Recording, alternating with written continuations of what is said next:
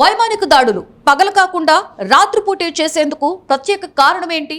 Surgical strike operation Sindhu కూడా రాత్రే జరిగింది.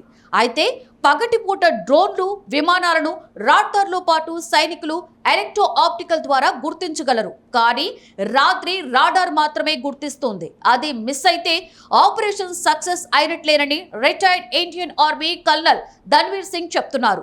2025 మే 6, 7 తేదీల రాత్రిని పాక్ ఎప్పటికీ మర్చిపోలేదు. భారత్ 9 ఉగ్రవాద స్థావరాలను ధ్వంసం చేసింది. అయితే ఆపరేషన్ సింధూర్ను భారత్ రాత్రిపూటనే చేపట్టింది. 2019లోనూ బాలాకోట్ వైమానిక దాడి, సర్జికల్ స్ట్రైక్స్ ను భారత సైన్యం రాత్రిపూటే నిర్వహించింది. ఈ నేపథ్యంలోనే రాత్రిపూట మాత్రమే వైమానిక దాడులు ఎందుకు జరుగుతాయి, పగటిపూట వైమానిక దాడులు ఎందుకు చేయరు అనే ప్రశ్న చాలా మందిలో తలెత్తుతూ ఉంటుంది. అయితే ఈ అంశాలపై మాజీ కల్నల్ ధన్వీర్ సింగ్ ఆసక్తికరమైన విషయాలను వెల్లడించారు.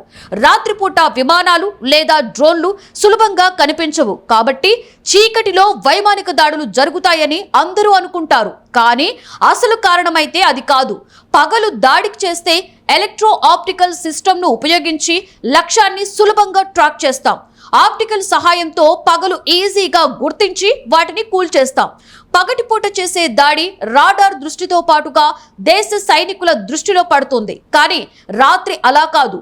రాత్రి ఆప్టికల్ వినియోగించలేం. రాత్రిపూట దాడి చేసే విమానాలను ఎలక్ట్రానిక్ రాడార్ మాత్రమే ట్రాక్ చేస్తుంది. అది మిస్ అయితే శత్రువు ఆపరేషన్ సక్సెస్ అయినట్లేనని ఆయన వివరించారు. అందుకే ఏ దేశమైనా కూడా రాత్రిపూటనే దాడులకు పాల్పడుతుందని, రాత్రి లక్ష్యాన్ని ఈజీగా ట్రేస్ చేయవచ్చని ఆయన విశ్లేషిస్తున్నారు.